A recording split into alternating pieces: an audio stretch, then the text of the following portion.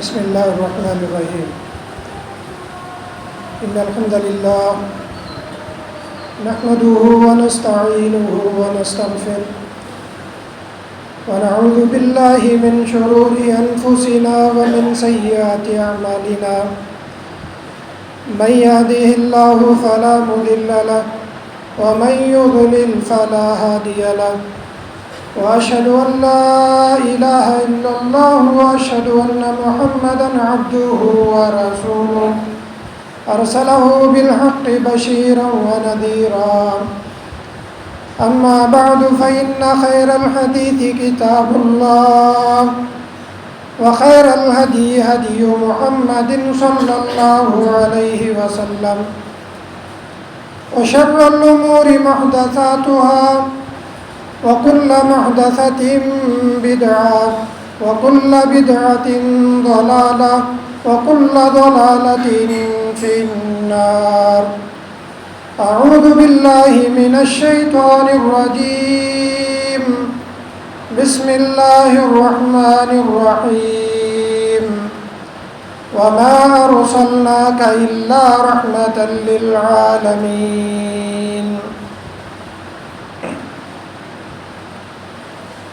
محترم حاضرین،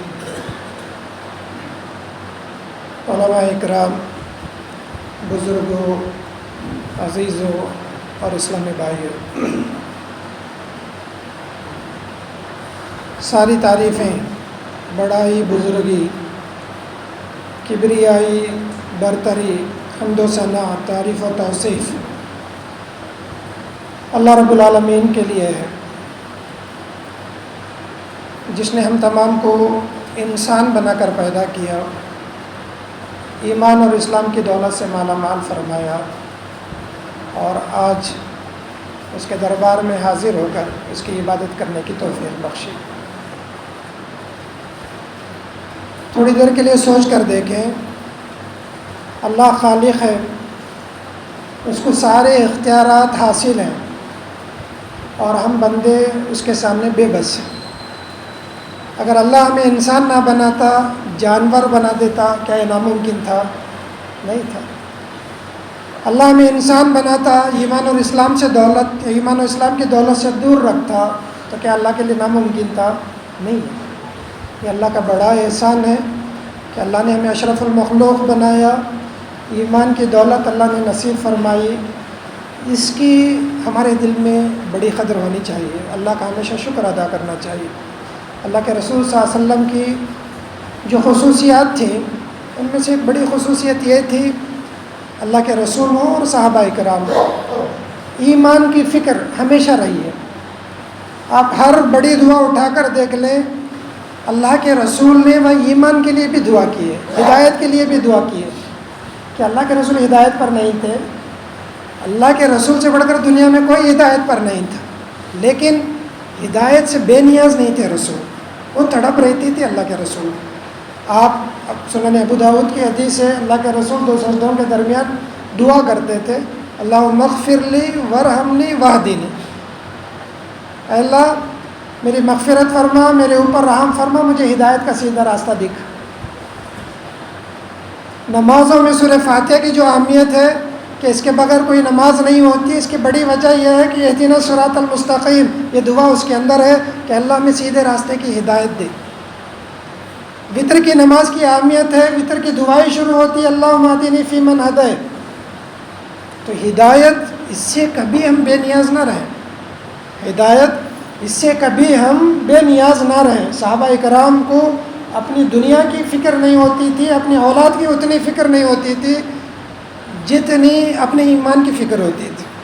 حضرت حنظلہ رضی اللہ تعالیٰ عنہ کبار صحابہ میں سے، بڑے صحابہ میں سے، اور ان صحابہ میں سے جن کو کسی انسان کا ڈر خوف نہیں رہتا تھا. صحابہ کرام کی ایک بڑی تعداد تھی، اللہ کے رسول کے بعد حضرت عمر رضی اللہ تعالیٰ عنہ سے ڈرتی تھی.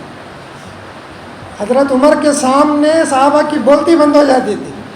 ایک بڑی تعداد تھی صحابہ کرام کی. سیر و اعلام النبلاء میں اس طرف ہے نا مصنف نے اشارہ بھی کیا ہے. لیکن حضرت حنظلہ رضی اللہ تعالیٰ عنہ کیسے صحابی تھے؟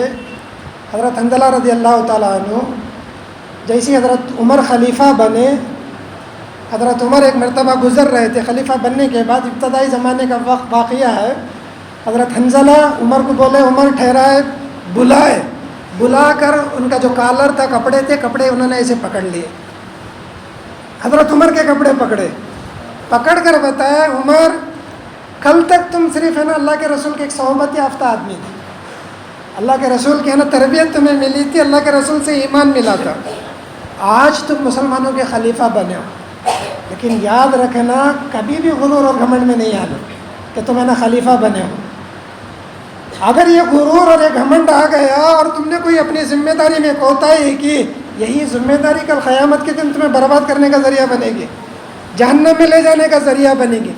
اس درد تڑپ کے ساتھ آپ نے نصیحت کی، حضرت عمر رضی اللہ تعالیٰ کو رونے لگے۔ اتنے بڑے صحابی حضرت حنظلہ رضی اللہ تعالیٰ عنہ، صحیح حدیثوں میں یہ بات ہے کہ حضرت حنظلہ رضی اللہ تعالیٰ عنہ ایک مرتبہ اپنے گھر میں بیوی بچوں کے ساتھ ہیں، اچانک ایک بات یاد آتی ہے، بے اختیار چیختے ہوئے گھر سے اٹھے، چیختے ہوئے گھر سے اٹھتے ہیں، روتے ہوئے گھر سے باہر نکلتے ہیں، زبان پر الفاظ ہیں نافقہ حنظلہ، حنظلہ منافق ہو گیا، حنظلہ منافق ہو گیا۔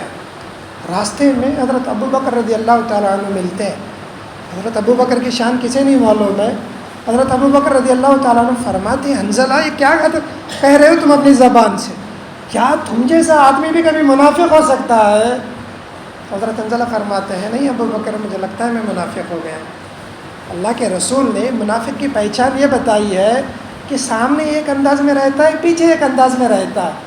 ذرا تم ہی بتاؤ، اللہ کے رسول کی مجلس میں جب ہم ہوتے ہیں تو ہماری ایمان کی حالت کیا ہوتی ہے؟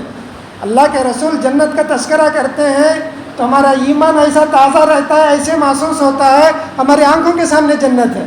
اللہ کے رسول جہنم کا تذکرہ کرتے ہیں تو ہمارے دل کی کیفیت یہ ہوتی ہے کہ ہماری آنکھوں کے سامنے ہمیں جہنم معلوم ہوتی ہے۔ لیکن جب ہم ہے نا گھر آتے ہیں، بیوی بچوں میں ہم لگتے ہیں تو جنت بھی بھول جاتے ہیں، وہ جہنم بھی بھول جاتے ہیں، کھیل کود میں، ہنسی مذاق میں اور گھر کے کاموں میں لگ جاتے ہیں۔ تو مجھے اندازہ آج ایسا ہو رہا ہے کہ میں منافق ہو گیا۔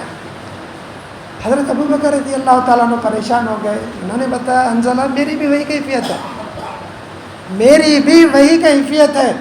دونوں رونے لگے، دونوں نے کہا چلو اللہ کے رسول سے ملتے ہیں، روتے ہوئے گئے۔ اللہ کے رسول صلی اللہ علیہ وسلم پریشان ہو گئے دیکھ کر، حنظلہ نے پانی کی وجہ بتائی، اللہ کے رسول معاملہ یہ ہے۔ اللہ کے رسول صلی اللہ علیہ وسلم مسکرانے لگے، فرمایا حنظلہ اگر تم جس طریقے کی ایمان کی بات کر رہے ہو، اگر وہ ایمان انسان کے اندر پیدا ہو گیا تو فرشتے اسے سلام کرنے کے لیے زمین پر اتر جائیں، فرشتے اسے سلام کرنے کے لیے زمین پر اتر جائیں۔ انسانوں میں عام طور پر ایسے نہیں ہوا کرتا ہے، انسانوں میں عام طور پر ایسے نہیں ہوا کرتا ہے، لیکن تم اپنے گھر میں تمہاری جو حالت ہے وہ ایمان سے ہٹی ہوئی حالت نہیں ہے، وہ بھی ایمانی کی بات ہے۔ تم بیوی بچوں کے ساتھ اچھے رہتے ہیں بھی تو یہ بھی تو اللہ کا حکم ہے، اللہ کے رسول کا حکم ہے، تو تب انہیں تسلی بھی کہ ہمارا ایمان محفوظ ہے۔ اس وقت ہمارا ایک بڑا مسئلہ یہ ہے کہ ہمیں ہماری دنیا کی فکر نہیں ہے، فکر ہے تو ہم کو دوسروں کی فکر ہے، دوسروں کی ایمان کی فکر ہے، یہ عقیدے سے ہٹا ہوا ہے، وہ ایسا ہے، یہ ویسا ہے۔ لیکن میں اپنے ایمان کے سلسلے میں اتنا خوش فہمی میں ہوں، ایسا لگتا ہے کہ جنت میرے لیے بنائی گئی۔ تو یہ چیز اس وقت ہمیں سب سے زیادہ غفلت میں مبتلا کر رہی ہے، ہم کو دین سے دور کر رہی ہے، دینی اعمال سے دور کر رہی ہے، آخرت سے ہم کو دور کر رہی ہے، آخرت کی فکر سے ہم کو دور کر رہی ہے۔ ہمیں دنیا میں رہتے ہوئے آخرت کی تیاری کرنا ہے، آخرت کی زندگی کو کامیاب بنانا ہے، یہ سوچ یہ ہے نا دم توڑ رہی ہے۔ اس کی بڑی وجہ یہ ہے کبھی ہم نے ہے نا اپنے ایمان کے سلسلے میں، ایمان کو اچھا بنانے کے سلسلے میں، عمل کو بہتر بنانے کے سلسلے میں یہ جو فکر ہے یہ فکر عام طور پر کم ہوتی ہے۔ ہمارے پاس توحید کی بات ہوتی ہے، شرک کی بات ہوتی ہے، بس اتنی بات سامنے آتی ہے کہ بھئی آدمی کی توحید مضبوط رہی، شرک سے دور رہا، اللہ ہر چیز معاف کر دے گا، اللہ چاہے تو معاف کر سکتا ہے۔ اگر یہی سب معاملہ ساروں کے لیے تو پھر عمل کی ضرورت کیا تھی؟ عمل کی ضرورت کیا تھی؟ ہمارے عمل کا اثر دنیا کے سامنے ہو، دنیا اس سے متاثر ہو، ہمارے ذریعے سے دنیا اسلام سے قریب ہو، مسلمانوں سے متاثر ہو، یہ کیفیت کب ہوتی تھی؟ تو اسی لیے آج میں بنیادی بات جو آپ کے سامنے رکھنا چاہ رہا ہوں وہ یہ کہ ہم ہمارے ایمان کی بڑی فکر کریں، ہمیں دوسروں سے زیادہ اپنے ایمان کی ہمیں فکر ہو، دوسروں سے زیادہ اپنے آخرت کی ہمیں فکر ہو. دوسروں پر حکم لگانے سے پہلے ہم اپنے آپ پر حکم لگانے کے سلسلے میں ہم سوچیں. دوسروں کو تولنے سے پہلے ہم اپنے آپ کو تولنے کی کوشش کریں. یہ کیفیت اگر ہمارے اندر آ جائے تو یقین مانیے آج یہ جو ماحول بنا ہوا ہے، یہ ماحول حسد کا ماحول ہو، یہ ماحول غیبت کا ہو، یہ ماحول ایک جگہ کی باتیں دوسری جگہ لگانے کا ماحول ہو، یہ ماحول انگریزی میں کہے تو لوز ٹاکنگ کا یہ ماحول ہو، غیر ذمہ دارانہ زبان کے استعمال کا، کہ یہ ساری چیزیں خود بخود ختم ہو جائے. دوسروں کے سامنے کسی کی بھی بات آئے تو ہم اپنا ایمان تولنے لگے کہ میں کس پانی میں ہوں، میں کتنے پانی میں ہوں، میں ہی بہتر جانتا ہوں. ممکن ہے دنیا کے سامنے میں ایک عالم کی حیثیت سے ہوں، دنیا میری تعریف کرے، دنیا مجھے نا اوپر چڑھائے، لیکن میں جانتا ہوں کہ بھئی اندر سے میں کتنے پانی میں ہوں، میری کیا حیثیت ہے. تو اسی لیے اپنی فکر یہ بہت ضروری ہے، یہ بہت ضروری ہے. دنیا سے زیادہ، دوسروں کے زیادہ قاضی گاؤں کی فکر میں دبلا نہ ہو. آج ضرورت اس بات کی ہے کہ ہم اپنے نفس کے قاضی بنیں اور اپنی فکر میں ہمیں نہ دبلے ہونے کی کوشش کریں، تو یقیناً ایک بہت بڑی بات ہوگی. دوسری بات یہ کہ میں نے جو آیت پڑھی سورہ انبیاء کی آیت، اللہ کے رسول صلی اللہ علیہ وسلم سے متعلق اللہ تعالیٰ فرماتا ہے وَمَا أَرْسَلْنَاكَ إِلَّا رَحْمَةً لِّلْعَالَمِينَ. اے محمد صلی اللہ علیہ وسلم، ہم نے آپ کو سارے جہانوں کے لیے رحمت بنایا ہے، سارے جہانوں کے لیے. امام ابن کثیر رحمۃ اللہ علیہ نے اس کی تفسیر میں لکھا ہے سارے جہانوں سے مراد صرف انسانی نہیں ہے، جنات بھی ہیں، شیاطین بھی ہیں، اور جو دوسری مخلوق ہیں، ساری دوسری مخلوق، ساروں کے لیے اللہ کے رسول صلی اللہ علیہ وسلم کی ذات، ہر جاندار کے لیے اللہ کے رسول صلی اللہ علیہ وسلم کی ذات رحمت ہے. عالمین کا لفظ ہے، ممکن ہے آئندہ زمانے میں اور بھی ستارے اور بھی سیارے دریافت ہوں. آج تو چاند پر اترنے کی باتیں، چاند پر آبادی کی باتیں ہو رہی ہیں. اگر ویسی بات ہوتی ہے تو اللہ کے رسول یہ دنیاوی عالمی کے لیے رحمت نہیں ہے. آیت میں پوری بات موجود ہے کہ نا اگر وہ چاند پر بھی آدمی کا رہنا متوقع ہوتا ہے تو نا وہاں کے لیے بھی اللہ کے رسول صلی اللہ علیہ وسلم نبی ہوں گے، اللہ کے رسول پیغمبر ہوں گے، آپ وہاں کے لیے بھی رحمت ہوں گے. عام طور پر رحمت کی جب بھی بات آتی ہے تو میں سمجھتا ہوں یہ آیت بہت مظلوم آیت ہے. قرآن مجید کی یہ آیت بہت مظلوم ہے. کیوں مظلوم ہے؟ کہ جب بھی یہ بات آتی ہے اللہ کے رسول رحمت ہے ساری دنیا کے لیے، صرف اللہ کے رسول کے 2-4 واقعات بیان کیے جاتے ہیں کہ آپ دوستوں کے لیے رحمت ہے، دشمنوں کے لیے رحمت ہے، جانوروں کے لیے رحمت ہے، یہ بات ختم کر دی جاتی ہے. اس آیت میں بات وہ نہیں ہے. یہ آیت قیامت تک کے لیے ہے تو قیامت تک کے لیے اپنا پیغام رکھتی ہے. پیغام کیا ہے؟ اللہ کے رسول جب تک دنیا میں باحیات رہے ساری دنیاؤں کے لیے رحمت ہے. اللہ کے رسول کے بعد اللہ کے رسول کا جو منصب ہے، نبوت کو دعوت دوسروں تک پہنچانے کا، اللہ کا پیغام دوسروں تک پہنچانے کا، اسلام کو عملی طور پر زندہ رکھنے کا، اپنی عملی زندگی میں اسلام کو جو زندہ رکھنے کا، یہ مقام پہ ہم مسلمان جس طریقے سے اللہ کے رسول اپنی زندگی میں ساری دنیاؤں کے لیے رحمت تھے، ویسے ہی ہم مسلمانوں کو بھی ساری دنیا کے لیے رحمت بننا ہے.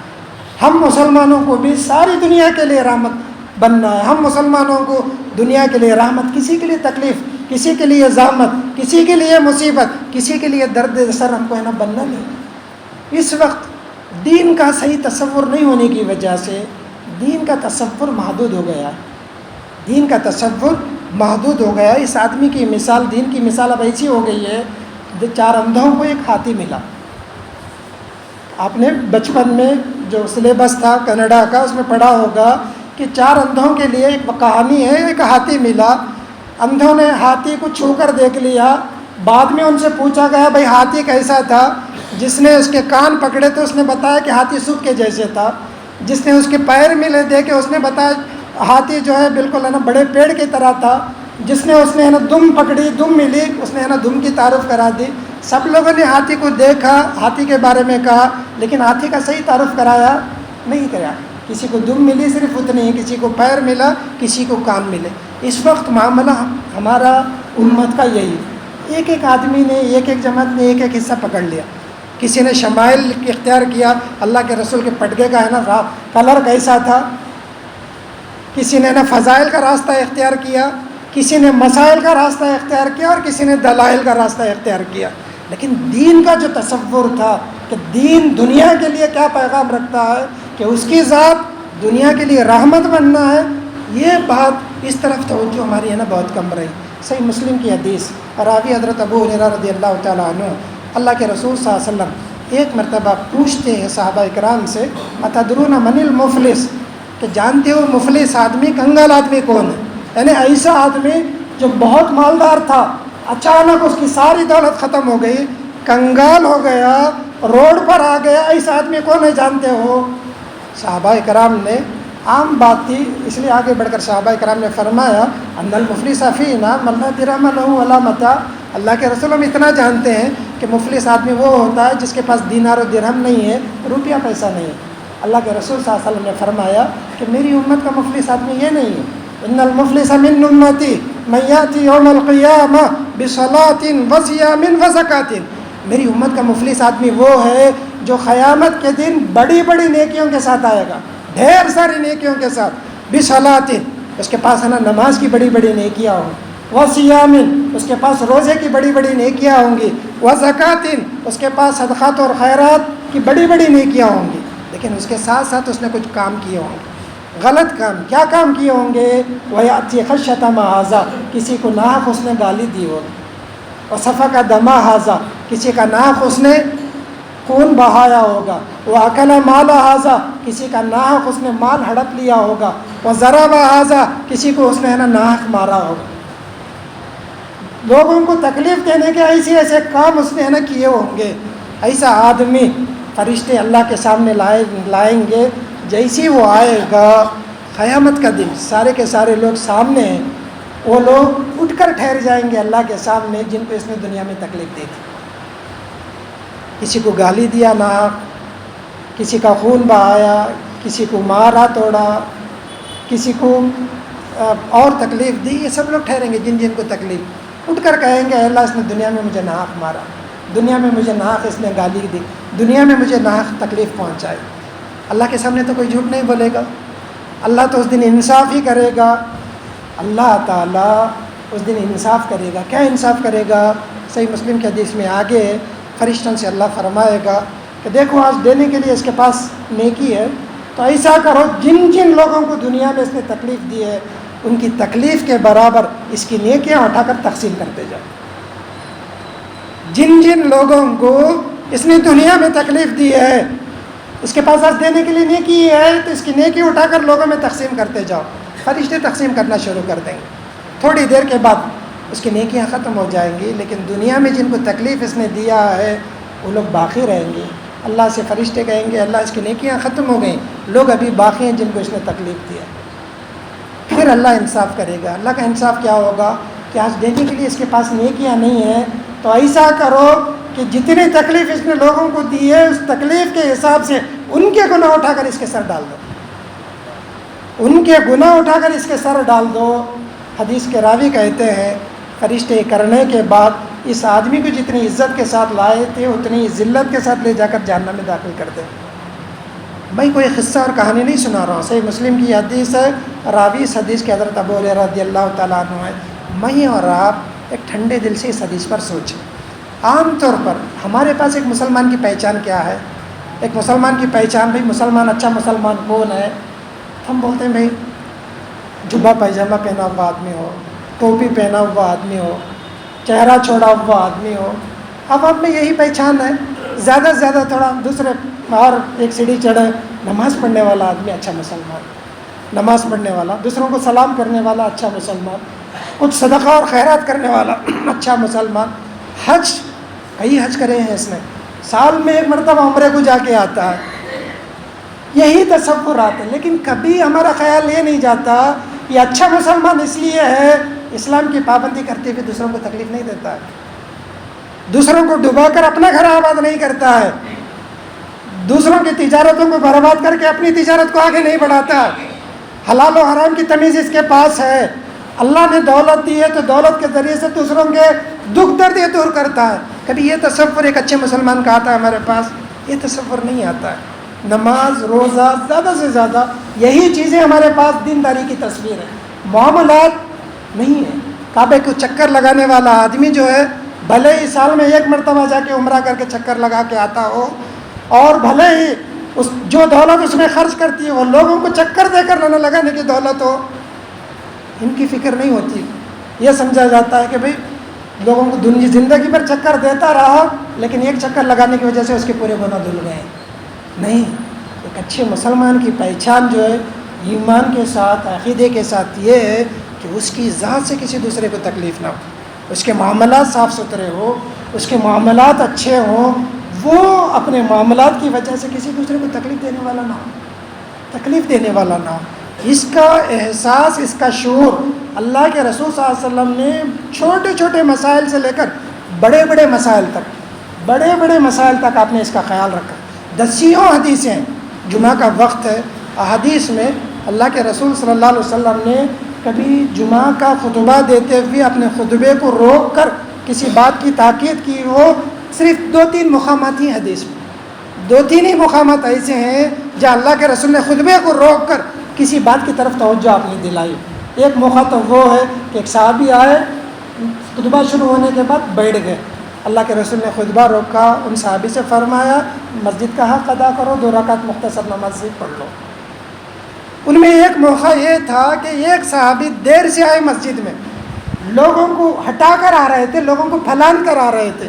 اللہ کے رسول نے خطبہ روک کر فرمایا اللہ کے بندے، جہاں تم کو جگہ ملی ہے وہیں بیٹھ جاؤ، اس طریقے سے لوگوں کو تکلیف مت پہنچاؤ.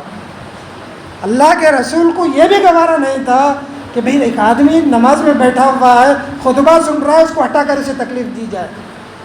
سنن ابو داؤد میں کتاب الجہاد میں ایک حدیث ہے، صحابہ کرام جہاد کے سے واپس آ رہے تھے، مسلسل چل کر آنے کی وجہ سے بہت تھک کر چور ہو گئے تھے.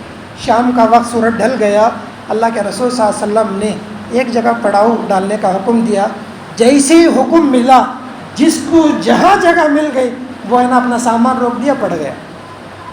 اس میں آنے جانے کے لیے کوئی راستوں کا نظم نہیں تھا، پیچھے والے کیسے آئیں گے، سامنے والے کیسے آئیں گے، اس کا خیال نہیں تھا. اللہ کے رسول نے اعلان کرایا، اعلان یہ کیا کہ اللہ کے بندو ایک دوسرے کا خیال کر کے اپنے پڑاؤ ڈالو، دوسروں کو تکلیف دے کر اپنے جہاد کا ثواب برباد مت کر لو. کیا فرمایا؟ دوسروں کو تکلیف دے کر اپنے جہاد کا ثواب برباد مت کر لو. صحیح مسلم کی حدیث، حضرت عائشہ رضی اللہ تعالیٰ عنہ کی ہے. اللہ کے رسول صلی اللہ علیہ وسلم کی ایک دوسری بیوی، ان کا جب ہے نا ذکر آیا، اللہ کے رسول نے تعریف کے انداز میں کہا تو حضرت عائشہ کی بہرحال انسان تھی، سوکنا پن جاگ گیا. اللہ کے رسول اس کی آپ تعریف کر رہے ہیں، وہ تو گٹی ہے. ہیا خصیرہ، حدیث میں جو الفاظ آئے ہیں خصیرہ کے الفاظ، خصیرہ کے معنی پست قد ہے، لیکن بولنے کا ایک انداز ہوتا ہے، بولنے کا تھوڑا زبان پلٹا کر کے ہے نا مزاح، ان کا مذاق ہو یا ان کا درجہ ذرا کم بتانے کے لیے حضرت عائشہ نے زبان پلٹا کر بتائی یا خصیرہ. اللہ کے رسول صلی اللہ علیہ وسلم نے جو تاکید کی ہمارے لیے، ہماری خواتین کے لیے، اس کے اندر بڑا سبق ہے. اللہ کے رسول نے فرمایا عائشہ تم نے اپنے زبان سے ایسا لفظ ادا کیا، ایسا لفظ تم نے اپنی زبان سے جس طریقے سے تم نے ادا کیا، ایسا ادا کیا ہے کہ اگر یہ لفظ سمندر کے پاک پانی میں بھی ڈال دیا جائے تو زہر کی وجہ سے نا گدلا ہو جائے. یہ اللہ کے رسول صلی اللہ علیہ وسلم کی تربیت تھی صحابہ اکرام کو کہ ان کی زندگی سے کسی دوسرے کو تکلیف نہ ہو، ان کی زندگی مثالی ہو، ان کی زندگی عقائد میں، عبادات میں، معاملات میں، سب میں مثالی زندگی ہو. ان کی زندگی سے کبھی کسی کو ہے نا تکلیف نہ پہنچے. اللہ کے رسول صلی اللہ علیہ وسلم نے پورا اس کا خیال کیا، پورا. آپ اگر ہے نا ابواب دیکھیں حدیث میں، ہر معاملے میں آپ کو اس سلسلے کی حدیثیں ملیں گی. اللہ کے رسول صلی اللہ علیہ وسلم نے امام کو حکم دیا کہ بھائی نماز پڑھاتے ہوئے خیال رکھو، نماز اتنی لمبی نہ ہو کہ دوسروں کو ہے نا تکلیف ہوں گے، کیونکہ نماز پڑھنے والوں میں سے بیمار بھی ہوں گے، ضعیف بھی ہوں گے، بوڑھے بھی ہوں گے، بچے بھی ہوں گے. سب کا لحاظ کر کے، سب کا خیال کر کے نا نماز پڑھاؤ. ایک موقع پر حضرت معاذ رضی اللہ تعالیٰ عنہ نے اللہ کے رسول صلی اللہ علیہ وسلم کے پاس نماز پڑھی، پھر اپنے قبیلے میں گئے. ان کے قبیلے کے لوگ سب کھیتی باڑی والے تھے، شام تک محنت کر کے تھک کر آتے تھے، اور حضرت معاذ رضی اللہ تعالیٰ عنہ اللہ کے رسول کے پاس نماز پڑھ کے کہ بھئی ڈبل ثواب ملے، یہاں نماز پڑھ کے جا کے اپنے قبیلے میں نماز پڑھاتے تھے. ایک دن گئے تو انہوں نے لمبی سورہ شروع کر دی، لمبی سورہ بقرہ انہوں نے شروع کر دی. ایک صحابی جو تھک کر آئے تھے انہوں نے سوچا بقرہ شروع کی ہیں، 2 گھنٹے کی نماز، اب ان سے برداشت نہیں ہوا تو انہوں نے رکعت توڑ دی، 4 رکعت نماز عشاء پڑھ لی، پڑھ کر نہ چلے گئے۔ صحابہ اکرام جیسے انہوں نے دیکھا تو کسی کی زبان سے نکل گیا کہ وہ منافق ہو گئے۔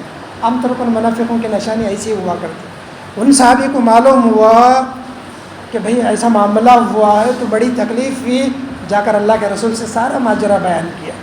اللہ کے رسول صلی اللہ علیہ وسلم غضبناک ہو گئے، سخت غصے میں آ گئے۔ اللہ کے رسول نے حضرت معاذ کو بلایا، بلا کر نہ سلام کیا نہ خیریت پوچھی۔ حدیث کے جو الفاظ ہیں، پہلا ہی جملہ اللہ کے رسول کے زبان سے نکلا، افتان یا معاذ، اے معاذ کیا تم اپنی امت کو فتنے میں مبتلا کر رہے ہو، فتنے میں ڈال رہے ہو اپنے لوگوں کو؟ اتنے سخت الفاظ۔ حضرت معاذ رضی اللہ تعالیٰ نے بتایا کہ تمہاری وجہ سے لوگ تکلیف اٹھا رہے ہیں، تم کو کیا ضرورت ہے میرے پاس نماز پڑھ کے پھر وہاں جانے کی، لوگوں کو اتنی تکلیف دینے کی، اور عشاء کی نماز میں لوگوں کا لحاظ تم کو کرنا ہے، تم کو اتنی لمبی نماز کی سورہ بقرہ تم شروع کرو۔ یہ اللہ کے رسول صلی اللہ علیہ وسلم کی تاکید تھی۔ تو اسی لیے ہم کوشش کریں، ہماری کوشش ہو کہ ہماری ذات سے کسی کو تکلیف نہ پہنچے۔ والذین یؤذون المؤمنین والمؤمنات بغیر ما اکتسبوا فقد احتملوا بہتانا واثما مبینا۔ اللہ تعالیٰ فرماتا ہے جو لوگ مومن مردوں کو، مومن عورتوں کو تکلیف پہنچاتے ہیں بغیر سبب کے، بغیر کسی وجہ کے دوسروں کو تکلیف پہنچاتے ہیں، فقد احتملوا بہتانا واثما مبینا، کہ وہ گناہ کا بہت بڑا بھاری بوجھ اٹھاتے ہیں، بہت بڑا بھاری بوجھ۔ تو ہماری اس وقت کی ایک بہت بڑی ضرورت یہ ہے کہ ہمارے اندر شعور ہو کہ میری اور آپ کی ذات سے کسی دوسرے کو تکلیف نہ پہنچے، میری اور آپ کی ذات سے کسی دوسرے کو تکلیف نہ پہنچے۔ ہم زمین کا بوجھ کبھی نہ بنے، ہم زمین کے لیے رحمت بنے، ہم رحمت کے لیے ہی پیدا ہوئے ہیں، رحمت بننے کے لیے ہم پیدا ہوئے ہیں، اور یہی ہماری پہچان، یہی ہماری پہچان۔ اس وقت بدقسمتی سے ہم مسلمانوں کی پہچان یہ ہے نا ختم ہوتے جا رہی ہے، ہم مسلمانوں کی پہچان یہ ختم ہوتے جا رہی ہے، اور ایسی پہچان ہماری دنیا کے سامنے آ رہی ہے جس کا ہم آج کے زمانے میں تصور نہیں کر سکتے۔ ایک وقت تھا اللہ کے رسول صلی اللہ علیہ وسلم پر جو لوگ ایمان قبول کیے ان میں سے حضرت عبداللہ بن عبد السلام، ایک یہودی صحابی تھے۔ یہودی بہت کٹر ہوتے ہیں، بہت کٹر۔ یہ اسلام لانے سے پہلے یہودیوں کے بہت بڑے عالم تھے حضرت عبداللہ بن عبد السلام، حدیثوں میں بھی ان کا بڑا مقام ہے۔ جب انہوں نے پہلی مرتبہ اللہ کے رسول صلی اللہ علیہ وسلم کو دیکھا، آپ کا چہرہ مبارک دیکھا، تو ان کی زبان سے پہلا جملہ جو نکلا کہ یہ جھوٹے کا چہرہ نہیں ہو سکتا، یہ جھوٹے کا چہرہ نہیں ہو سکتا۔ محدثین نے لکھا ہے کہ یہی واقعہ ان کے اسلام قبول کرنے کا ذریعہ بن گئے۔ اور ایک وقت ایسا ہے کہ ہماری تصویر دکھا کر ایک غلط آدمی اپنے آدمی کو صحیح کر رہا ہے۔ ایک مشہور عالم دین ہندوستان کے، ابھی قریب میں انہوں نے وفات پائی، وہ اپنے پریڈ میں برطانیہ گئے۔ یورپی ممالک میں تنخواہیں اونچی ہوتی ہیں، اور گورنمنٹ کا جو ٹیکس ہوتا ہے وہ کمپنی سے یا بینک سے، بینک جس بینک میں ہم رکھتے ہیں رقم، وہاں سے کٹ ہو کر خود بخود چلے جاتا ہے۔ یہ جو لوگ یورپ اور امریکہ میں رہتے ہیں وہ لوگ اچھی طرح جانتے ہیں معاملے۔ ایک پڑوسی ملک کے مسلمان صاحب، عام طور پر ہم جو رہتے ہیں پاکستان، بنگلہ دیش، ہندوستان، تقریباً 1.5 ہوشیاری ہر جگہ چلتی ہے ہمارے۔ تو وہ صاحب وہاں ایک زمانے سے رہ رہے تھے، 7-8 گھنٹے کمپنی میں کام کرتے، باقی وقت ادھر ادھر مختلف کام کر کے پیسے جماتے، اور وہ پیسے بینک میں نہیں رکھتے تھے، وہ اپنے ایک عیسائی دوست تھا اس کے پاس ہے نا وہ رکھ رہے تھے۔ سالوں گزر گئے، ایک بڑی رقم جمع ہو گئی۔ 7-8 سال کے بعد انہیں اپنے وطن جانے کا خیال ہوا، تو اپنے عیسائی دوست سے انہوں نے کہا کہ بھئی میں جو رقم تمہارے پاس جمع کیا ہوں، میری رقم مجھے واپس کر دو کہ مجھے ہے نا وطن جانا ہے۔ یہ سننا تھا کہ اس عیسائی کی نیت ہے نا بدل گئی۔ اس نے کہا کون سی رقم، کب کی رقم، تمہارے پاس پروف کیا ہے کہ تم نے مجھے کوئی رقم دی ہے؟ میں تم کو جانتا ہی نہیں ہوں، کوئی رقم میری تمہارے پاس نہیں۔ اب سوچ کر دیکھ لیجئے، ایک آدمی نے خون پسینہ بہا کر اگر کمایا ہو، اس کی وہ ساری کمائی ہے نا ڈوب رہی ہے، 1-2 دن کی کمائی نہیں، 7-8 سال کی کمائی، تو اس کا کیا حال ہوا ہو؟ وہ رو رہا ہے، گڑ گڑا رہا ہے، عاجزی کر رہا ہے، کچھ سننے کے لیے تیار نہیں، وہ چٹک کر چلا گیا۔ ان صاحب نے روتے ہوئے اڑوس پڑوس والوں سے، دوسروں سے مدد مانگی کہ بھائی میرا معاملہ ایسا ہو گیا۔ تو لوگوں نے بتایا کہ بھائی آدمی غلط قسم کا ہے، تم کو دوستی کرنے سے پہلے، تم کو پیسے رکھنے سے پہلے سوچنا چاہیے تھا، تم نے اب رکھ دیا ہے تو اب تمہاری رقم ڈوب گئی ہے، اب اس کے علاوہ ملنے کا تو کوئی امکان نہیں۔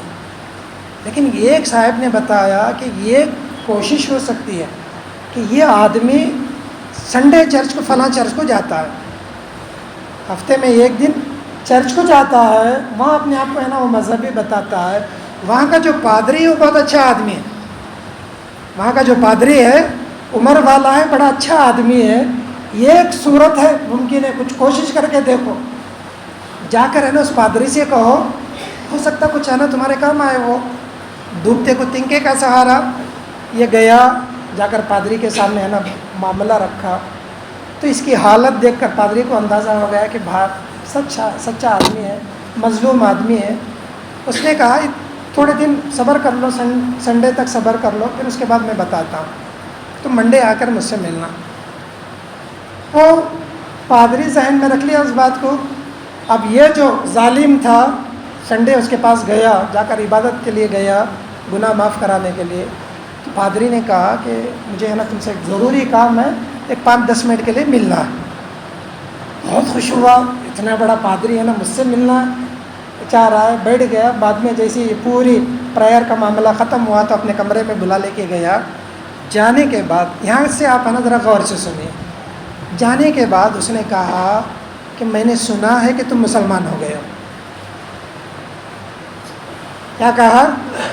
میں نے سنا ہے کہ تم مسلمان ہو گئے ہو۔ پریشان ہو، اس نے کہا نہیں ہے، بالکل جھوٹ ہے، میں کبھی مسلمان نہیں ہوا۔ کون کہا؟ کس نے کہا؟ آپ کو غلط خبر لوگوں نے پہنچائی ہے، میرے سلسلے میں غلط فہمی پیدا کرنا چاہ رہے سب نے۔ اس نے کہا نہیں، مجھے بھی یقین ہو رہا ہے کہ تم مسلمان ہو گئے، مجھے بھی کچھ یقین ہو رہا ہے کہ تم مسلمان ہو گئے ہو۔ تو یہ پادری اصرار کر رہا تھا کہ تم مسلمان ہو گئے ہو، اور وہ ظالم انکار کر رہا تھا کہ میں مسلمان نہیں ہوا ہوں۔ 1-2-4 مرتبہ تکرار کے بعد پادری نے کہا، کیا کہا؟ کہا کہ اگر تم مسلمان نہیں ہوئے ہو تو یہ مسلمانوں کی عادتیں تمہارے اندر کب سے آ گئی ہیں؟ دنیا میں دھوکہ دینے کا کام تو آج کل مسلمان ہی کر رہے ہیں، دوسروں کو ڈبونے کا کام، مظلوموں کا بھائی ان کے پیسے اینٹنے کا کام، یہ ساری چیزیں تو یہ لوگ کر رہے ہیں۔ کب تم مسلمان ہو گئے؟ تو کب تمہارے اندر یہ باتیں آ گئی ہیں؟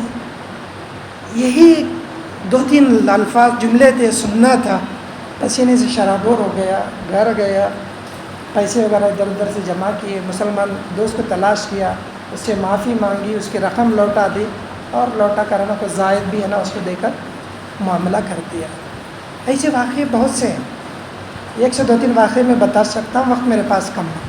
بتانے کا مقصد ہے کہ ایک عیسائی کی طرف سے ایسی بات آ رہی ہے، ہم کو بھی بڑی تکلیف ہے، اور ہم بول سکتے ہیں کہ بھی سب مسلمان ایسے نہیں ہو سکتے ہیں، لیکن تھوڑی دیر کے لیے سچائی سے کام لے کر دیکھ لیجئے کہ ہماری تصویر ایسی نہیں ہے۔ ہماری تصویر کیا ایسی نہیں ہے؟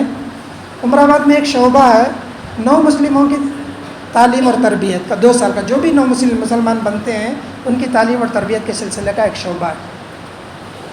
ان کا ایک پروگرام تھا، ان کے پروگرام میں عام طور پر سخت مزاج، ہر قسم کے مزاج کے ہوتے ہیں، کبھی لڑتے جھگڑتے ہیں اور کبھی معاملہ ہوتا ہے، تو ان کو نصیحت کرنے کے لیے ایک پروگرام رکھا گیا تھا۔ تو میں نے ان کے سامنے ایسی ہی باتیں کی، میں نے ان کے سامنے اسی سلسلے میں کچھ باتیں کی۔ تو وہاں پہ ایک نیپال کے 9 مسلم تھے، برہمن تھے، جو لوگ عمر آباد میں پڑھے ہوں گے، دیکھے ہوں گے۔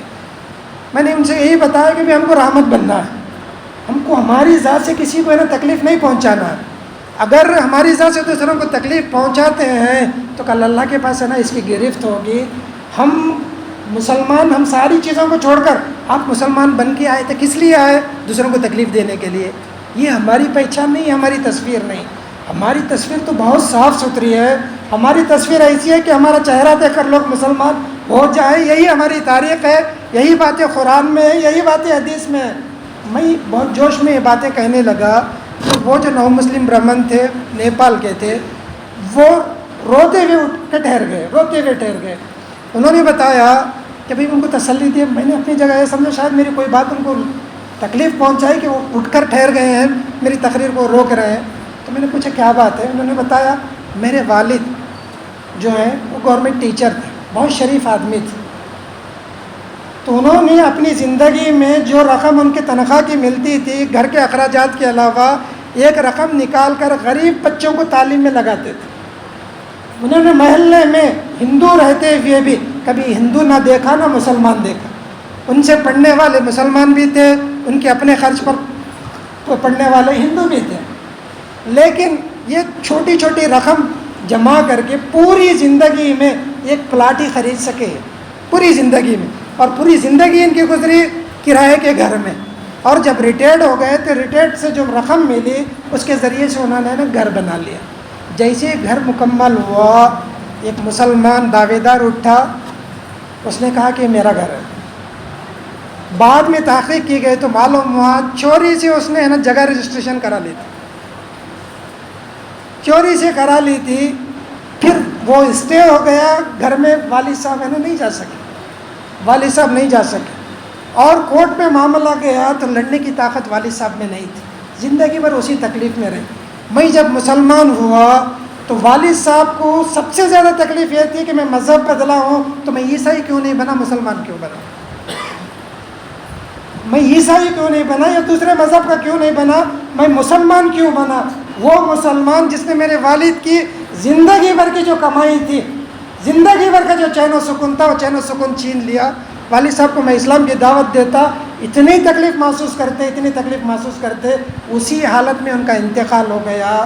اب وہ مجھ سے پوچھ رہا تھا کہ میرے والد کو جہنم میں پہنچانے کا ذمہ دار کون ہے؟ کیا میں مسلمان رہ کر میرے والد کو جہنم میں جل رہے ہیں, یا آپ مجھے فتویٰ دے دو نہیں میرے والد جنت میں جائیں گے؟ کون ہے میرے والد کو جہنم میں جلانے کا ذمہ دار؟ تو یہ صورتحال ہے, یہ ہمیں محسوس کریں. ممکن ہے ایسی ساری باتیں ہمارے سامنے نہ آتی ہوں, لیکن سوچ کر دیکھ لیں ہمارے معاملات کی وجہ سے اگر کسی کو تکلیف پہنچتی ہے, اگر کسی کا برا ہوتا ہے, کتنے اس کی تکلیف کا کن کن لوگوں کا اثر ہوتا ہوگا. سوچ کر دیکھ لیجیے کہاں کہاں تک وہ چیز پہنچتی ہے, سوچ کر دیکھ لیجیے. تو اسی لیے آج کے بعد ہم طے کر لیں کہ ہماری زندگی سے ہم کسی کو تکلیف نہیں دیں گے. اللہ بھوکا رکھے پیاسا رکھے یہ اس کی مرضی ہے. انشاءاللہ اللہ بھوکا نہیں رکھے گا, پیاسا نہیں رکھے گا. جب اس نے پیدا کیا ہے یقیناً ہمیں رزق لائے گا, رزق دے گا, ہمیں کھلائے گا, ہمیں پلائے گا. حلال روزی کی فکر جتنا اللہ نے دیا ہے اسی پر اکتفا کی, اور ڈر اور خوف اللہ سے یہ کہ بھئی ہماری ذات سے دوسروں کو تکلیف نہیں پہنچے. ہم دنیا میں جس رسول کو ماننے والے ہیں وہ رسول رحمت تھے, ہم رحمت کی حیثیت سے دنیا میں زندگی گزاریں گے اور زندگی اسی کے لیے جئیں گے, اور اسی کے لیے ہماری موت ہوگی. کل اللہ کے پاس پہنچیں گے تو کم سے کم یہ بولنے کے قابل ہوں کہ اللہ میں نے اپنی زندگی میں شعور آنے کے بعد, سمجھداری آنے کے بعد میں نے تیرے بندے کو کسی کو تکلیف نہیں پہنچایا, کسی کو نقصان میں نے نہیں پہنچایا, کسی کا گھر میں نے نہیں ڈبایا, کسی کی زندگی میں میں نے بھنگ نہیں ڈالا ہے میں نے, یہ بولنے کی پوزیشن میں. اور جب رحمت کا یہ عنصر اللہ کے سامنے آئے گا یقیناً اللہ کی رحمت بھی ہمارے شامل حال رہے گی. یقیناً رحمت, ہم یہ چاہتے ہیں کہ بھئی دنیا میں ہر قسم کی برائی ہو, اور کیا چاہتے ہیں ہمارے صرف ایک توبہ کرنے سے اللہ تعالیٰ ہماری سارے گناہوں کو معاف فرما دے. آپ سوچ کر دیکھ لیں کتنے بڑے بڑے گناہ ہم سے سرزد نہیں ہوتے, اور ہم کتنی آسانی سے چاہتے ہوں کہ اللہ کی رحمت ہمارے شامل حال ہو. کیا ہم انسانیت کے ساتھ رحمت کے بغیر اللہ کی اس رحمت کی ہم امید رکھ سکتے ہیں؟ ہرگز نہیں رکھ سکتے. تو اسی لیے دین کا, عملی زندگی کا, معاشرتی زندگی کا ایک بہت بڑا پیغام, بلکہ آپ قرآن و حدیث کی تعلیمات کو اپنی چوڑ کر دیکھیں تو جو سب سے پہلی چیز معاملات کے سامنے آتی ہے کہ ہماری ذات سے کسی کو تکلیف نہ پہنچے, ہماری ذات سے کسی کو کوئی تکلیف نہ پہنچے. یہ ہماری زندگی کا وتیرہ ہونا ہے, یہ ہماری زندگی کی پہچان بننا ہے, اور ہماری مرنے سے پہلے وصیت کا موقع ملے ہم اپنی اولاد کو جن دوسری چیزوں کی وصیت کریں گے اس میں سے یہ وصیت ہم ضرور کریں گے کہ بیٹا زندگی ایسے گزارو کہ تمہاری وجہ سے کسی دوسرے کو تکلیف نہ پہنچے. یہ شعور، یہ تعلیم، یہ اسلام کی بہت بڑی تعلیم ہے، اور عموماً آج ہماری خطبوں کا موضوع بھی نہیں بنتی ہے، ہماری تقریروں کا موضوع بھی نہیں بنتی ہے، اس وجہ سے یہ بات جو ہے ہماری عملی زندگی میں بہت کم آیا کرتی ہے۔ ہم ہر جگہ ہم یہ شعور کے ساتھ زندگی گزاریں۔ اللہ کے رسول شوہر کی حیثیت سے گھر میں زندگی گزارتے تھے۔ حضرت عائشہ سے پوچھا گیا اللہ کے رسول کی باہر کی زندگی تو ہم کو معلوم ہے، صحابہ نے پوچھا گھر کے اندر کی زندگی ہم کو معلوم نہیں ہے، تو حضرت عائشہ رضی اللہ تعالیٰ عنہ مسکراتے ہوئے فرماتی ہیں اللہ کے رسول صلی اللہ علیہ وسلم کی گھر کی زندگی کیسی تھی؟ گھر والوں کے لیے بھی اللہ کے رسول رحمت، اپنا کام خود کرتے تھے، پیغمبر اپنا کام خود کرتے تھے، کپڑے پھٹتے تو کپڑے خود سی لیتے تھے، چپل میں اگر ہمیں ٹوٹتی تو اس میں ٹانکا خود لگا لیتے تھے، پانی خود بھرتے تھے۔ حدیث میں صحیح بخاری کی حدیث ہے حضرت عائشہ کی، اور حضرت عائشہ آگے فرماتے ہیں ان سب کاموں کے علاوہ اللہ کے رسول میرے کاموں میں بھی ہاتھ بٹاتے تھے۔ آج مرد آدمی پلیٹ اٹھا کر ادھر رکھنا بھی اپنے شان کے خلاف سمجھتا ہے، گھر میں پلیٹ دھونا تو دور کی بات ہے، ہاتھ دھونے کے لیے بھی اسے باہر جا کر نہیں، دسترخوان پہ ہی چاہیے اسے۔ لیکن اللہ کے رسول کی زندگی رحمت کی زندگی، ایسی رحمت کی زندگی۔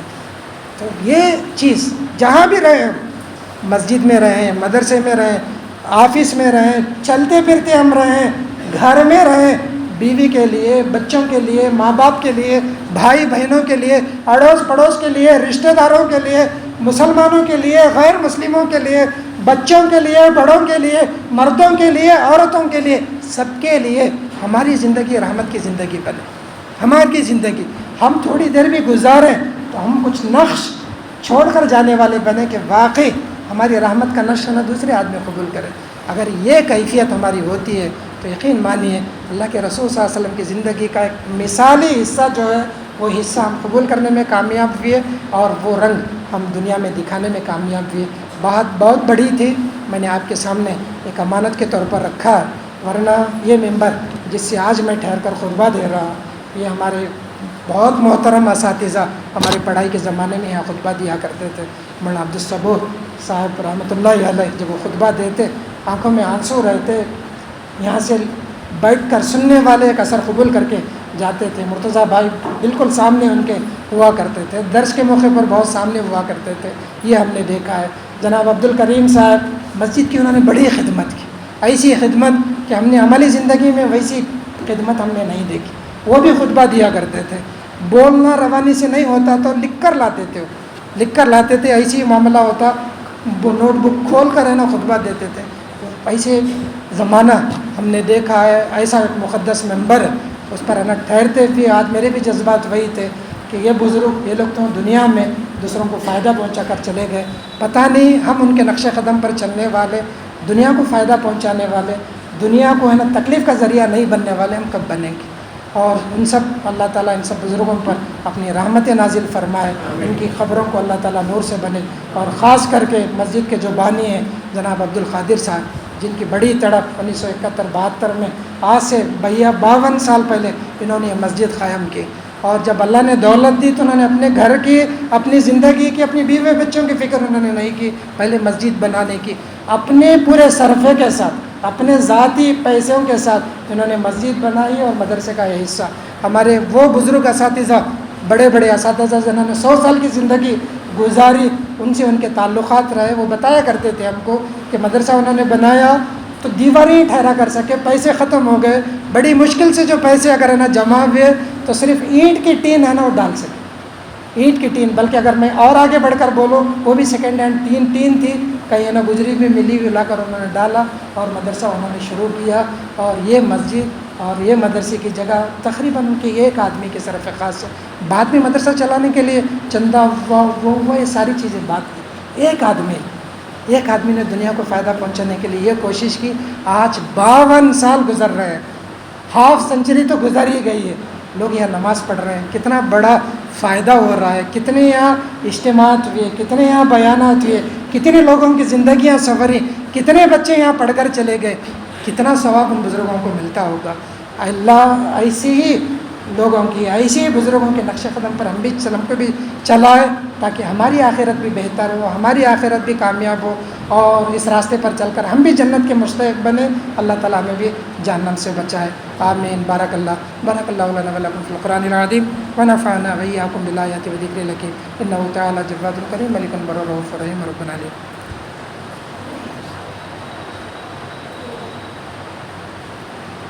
إن الحمد لله نحمده ونستعينه ونستغفره ونعوذ بالله من شرور أنفسنا ومن سيئات أعمالنا، من يهده الله فلا مضل له ومن يضلل فلا هادي له، وأشهد أن لا إله إلا الله وأشهد أن محمدا عبده ورسوله أرسله بالحق بشيرا ونذيرا، أما بعد فإن خير الحديث كتاب الله وخير الهدي هدي محمد صلى الله عليه وسلم، وشر الأمور محدثاتها وكل محدثة بدعة وكل بدعة ضلالة وكل ضلالة في النار۔